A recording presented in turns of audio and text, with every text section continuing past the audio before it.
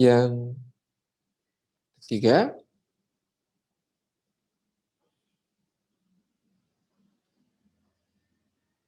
adalah agar kita senantiasa istiqomah dengan cara muhasabah. Wal tandur nafsun ma qaddamat lighad. Tapi lebih-lebih kemudian muhasabah ini dengan senantiasa menemukan kekurangan-kekurangan dari apa yang telah kita lakukan untuk diperbaiki. Kata Imam Asy-Syafi'i rahimahullah ta'ala, man syahida fi nafsihi dha'fan 'alal istiqomah. Seseorang kalau menemukan akan bisa menggapai keistiqomahan. Karena dengan menemukan itu dia menyadari, dengan menyadari itu dia memperbaiki, ya apa yang kemudian perlu dilakukan.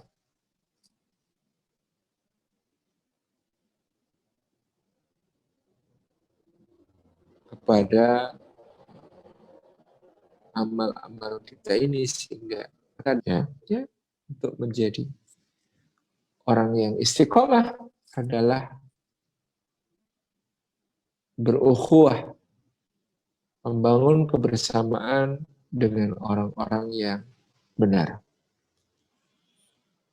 Mereka ada ukhuwah adalah salah satu perintah yang sangat agung sesudah keimanan kepada Allah. Kebersamaan dengan orang-orang benar, dengan orang-orang beriman, kebersamaan dengan kebenaran itu sendiri. Ini memang perkara yang kadang-kadang tidak mudah.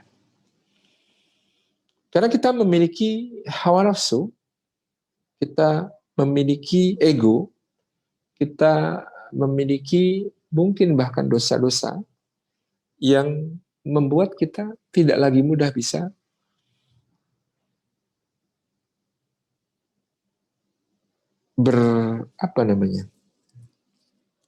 interaksi dengan lancar, nyaman, tanpa gangguan dengan orang-orang benar, dengan orang-orang baik.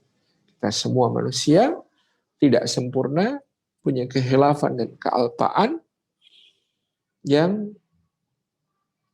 justru dengan itulah Allah memberikan potensi-potensi kepada manusia untuk berukhuwah, untuk bersaudara karena Allah Subhanahu wa Ta'ala.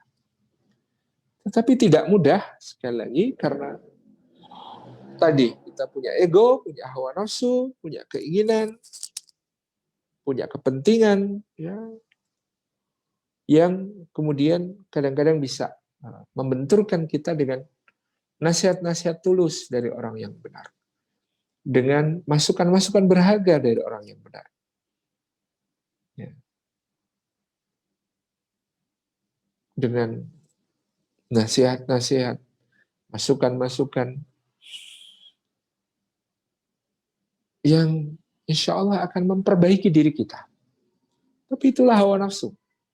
Hawa nafsu kita ya, inginnya yang nyaman-nyaman, yang enak-enak, yang suka-suka. Sementara kadang-kadang nasihat saudara kita mengingatkan kita dalam kebenaran, yang kita lagi enak-enak, diajak salat, yang kita lagi enak-enak, dibilangi sudah adzan, yang kita lagi enak-enak, kemudian harus meninggalkan apa-apa yang kita nikmati itu demi teman kita. Ini gambaran betapa tidak mudahnya mengelola hati kita di dalam ukhuwah. Oleh karena itu, ya, kita tadi melihat apa yang dialami oleh para sahabat dan Rasulullah SAW di Makkah pun tidak mudah untuk dilewatkan begitu saja, di mana Rasulullah SAW saja diberikan taujiah oleh Allah untuk bersabar bersama orang-orang yang tulus mengabdi kepada Allah, meskipun mereka berasal dari kalangan yang dianggap rendah, Ar-Radhi dan Quraisy. Bahkan Allah Subhanahu wa Ta'ala menegur dengan keras Nabi-Nya SAW ketika hal tersebut terjadi dan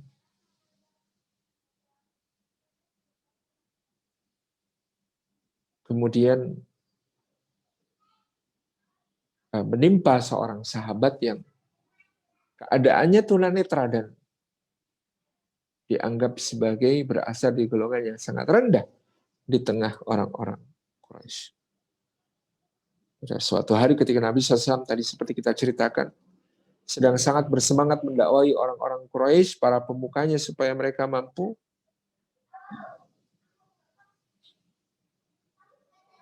menerima hidayah, yang dengan itu para pemuka Quraisy ini memiliki pengaruh yang luas di tengah masyarakat sehingga diharapkan mereka akan membawa gerbong yang banyak untuk bergabung dengan Islam, untuk bergabung dengan dakwah. Pada saat Nabi SAW sedang berada di tengah majelis mereka dan menyampaikan ayat-ayat Allah kepada mereka, tiba-tiba nyelonong seorang sahabat, orang beriman, yang bernama Abdullah bin Uwi Maktum yang buta. Maka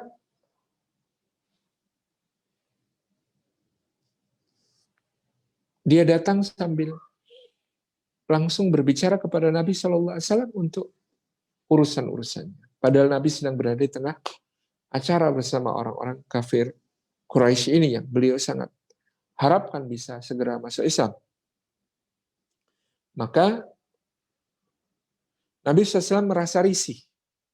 Nabi SAW khawatir misinya gagal.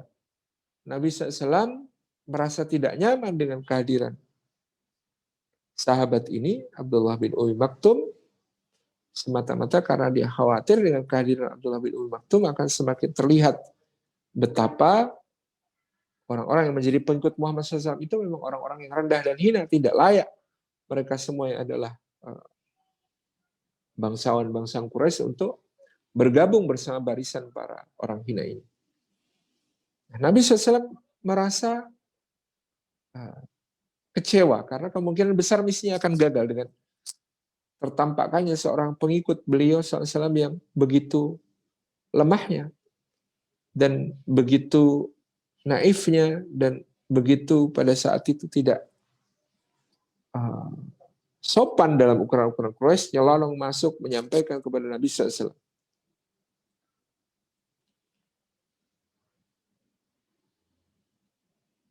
Maka Nabi SAW memalingkan wajahnya dengan muka yang masam.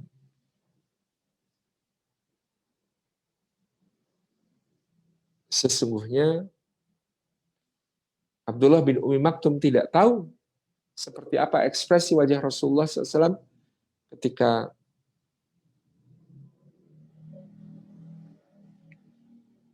dia datang itu. Jadi Rasulullah bermasa muka dan berpaling, Abdullah bin Umi Maktum tidak terlalu menyadari sebenarnya. Tapi Allah Subhanahu wa taala dari langit tidak membiarkan satu penyimpangan pun akan terjadi kepada Nabi SAW. Dikhawatirkan Nabi SAW akan hanya memilih yang demikian, gitu ya. Berdakwah kepada orang-orang yang dianggap memiliki pengaruh luas, membawa gerbong yang banyak. Padahal sesungguhnya Nabi SAW tetap harus, kata Sa'ad bin Abi Waqqas, memperhatikan dengan lebih prioritas orang-orang yang datang kepada beliau dan beriman dengan keimanan yang tulus, beribadah dengan tata cara syariat seperti yang diajarkan, dan tidak menunggu siapapun yang ada di belakang. Rasulullah bermuka masam dan berpaling, tapi Abdullah bin Umi Maktum tidak tahu. Allah yang memberitahukan bukan hanya kepada Abdullah bin Umi Maktum, tapi kepada seluruh dunia. Sampai akhir zaman. Bahwa abasa wa tawalla, dia bermuka masam dan dia berpaling. Anja'ahul a'ma, bahwa datang kepadanya seorang yang buta. Perhatikan dua bagian ini. Ditambah mungkin bagian ketiga, wa ma yudrika la'allahu yazakka. Ya.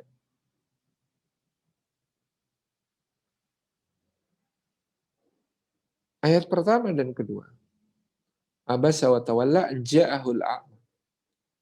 Itu khitabnya, kata gantinya orang ketiga.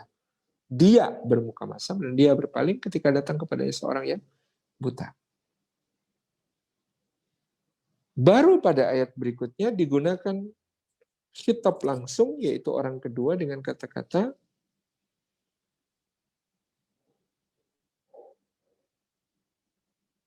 wa may yudrika la'allahu yazakka. Kamu wahai Muhammad SAW boleh jadi tidak tahu bahwa dia sangat ingin mensucikan dirinya. Jadi abasa wa tawalla an ja'ahul a'ma. Dia bermuka masam dan dia berpaling ketika datang kepadanya seorang yang buta. Itu Rasulullah SAW diberitahu dengan kata ganti orang ketiga. Tidak menunjuk-nunjuk langsung. Allah tidak mengatakan abasta wa tawallaita an ja'akal a'ma. Engkau bermuka masam dan engkau berpaling ketika datang kepadamu seorang yang buta. Tidak. Allah mengatakan dia bermuka masam, dia berpaling.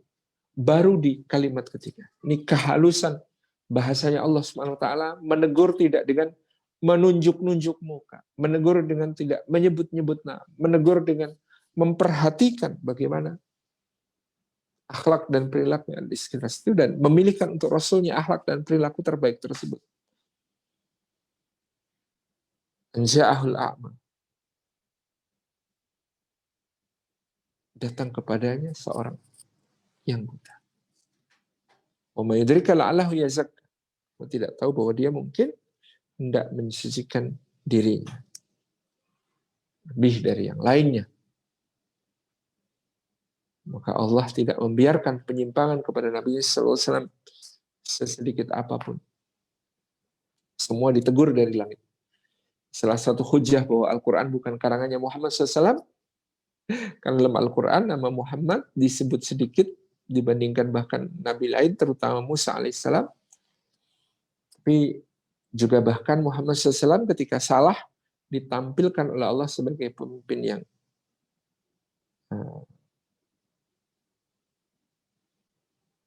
mau mengoreksi diri, diberikan peringatan, maka dia merunduk kepada Allah SWT.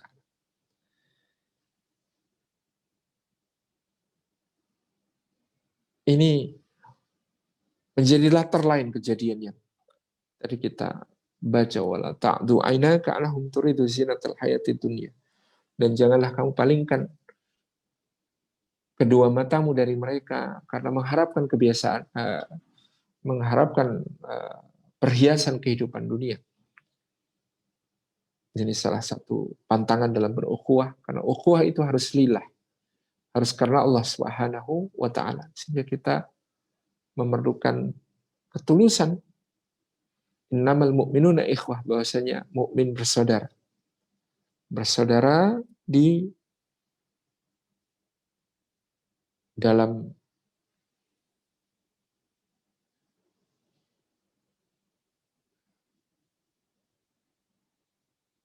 ikatan yang lebih kental daripada darah.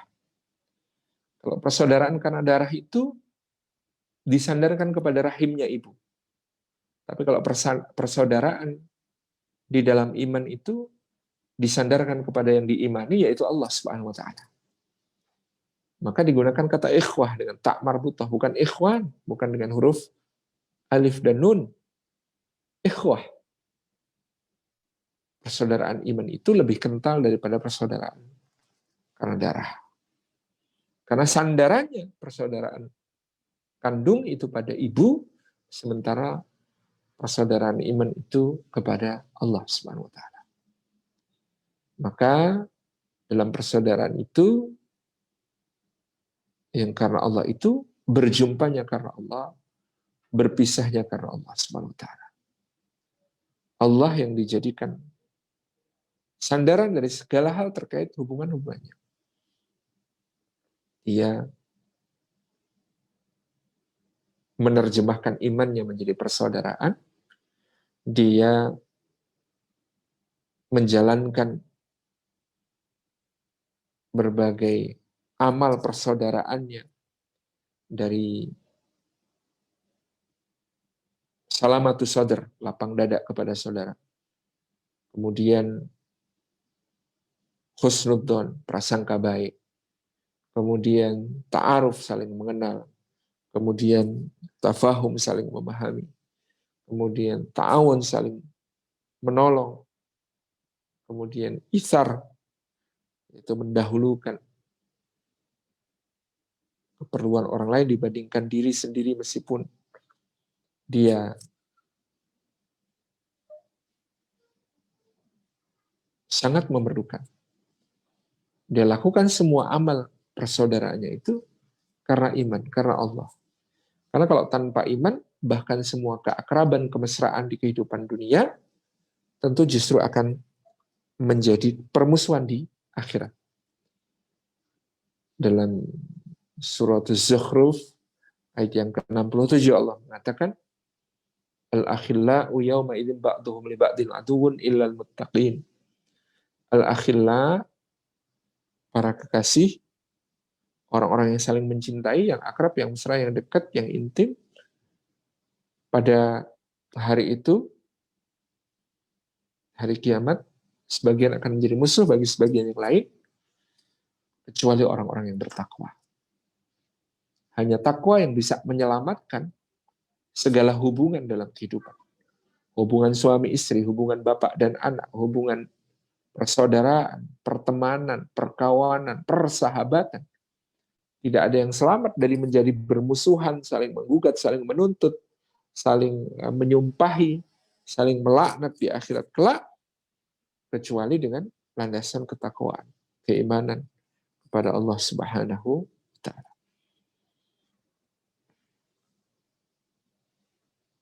Dia terjemahkan imannya menjadi ukhuwah, maka yu'minu billahi wal yaumil akhir falyakul khairan aw liyasmut. Misalnya, siapa beriman kepada Allah dan hari akhir, maka berkatalah yang baik atau diam. Maka yu'minu billahi wal yaumil akhir fala yu'jar. Siapa yang beriman kepada Allah dan hari akhir, jangan sampai menyakiti tetangga. Maka yu'minu billahi wal yaumil akhir falyukrim dhaifah. Siapa yang beriman kepada Allah dan hari akhir, maka hendaklah dia memuliakan tamu-tamunya. Ini semua yang menjadi amal-amal, sebagian kecil dari amal-amal ukhuwahnya itu dia lakukan sebagai terjemahnya atas imannya. Ya, lalu dia lakukan terus, ya, salamatus sadr, lapang dadanya, husnudzon, prasangka baiknya, gitu ya. Kemudian ta'arufnya, saling kenalnya, tafahumnya, saling memahami, ta'awun, saling menolong, takaful, saling menanggung, sampai isar, mendahulukan seorang yang lain dibanding dirinya sendiri. Ini semuanya dia landasi karena iman. Dalam rangka ibadah kepada Allah dilakukan karena Allah Subhanahu wa Ta'ala dalam ukhuwahnya. Ini akan memberi imbal balik yang sangat kita harapkan tadi. Persaudaraan menjadi kekuatan untuk istiqomah. Sementara istiqomah juga menjadikan kita insya Allah senantiasa tersambung dengan orang-orang baik, dengan orang-orang mulia, dengan persaudaraan dengan mereka yang akan membuat kita istiqomah. Bolak-balik antara ukhuwah dan istiqomah senantiasa. Di situ wattaqullaha la'allakum turhamun. Selain tentu dalam ukhuwah ada dinamika, fa aslihu baina akhwaikum, mendamaikan saudara yang berselisih, ya. Bahkan mungkin Al-Qur'an dan hadis memberi rukhsah untuk berbohong dalam mendamaikan dua orang mukmin yang berselisih, misalnya berbohong tentang mengirim salam. Masya Allah, menunjukkan besarnya nilai amalan ini sampai kepada ikatan tadi, ya, ukhuwah yang menjaga istiqomah, dan istiqomahnya akan membawa kita untuk tersambung dengan orang-orang pilihan. Karena Allah itu membuat hati kita sensitif. Kalau kita melakukan dosa, maka Allah akan menerbitkan rasa tidak suka di dalam hati orang-orang yang beriman kepada kita. Tapi kalau kita kemudian bertobat, maka Allah akan menanamkan kecintaan di dalam hati orang-orang beriman itu kepada kita. Ini hakikat yang tidak pernah berakhir, ukhuwah dan istiqomah. Demikian yang dapat kami sampaikan. Mudah-mudahan bermanfaat. Jazakumullah khairan. Wassalamualaikum warahmatullahi wabarakatuh.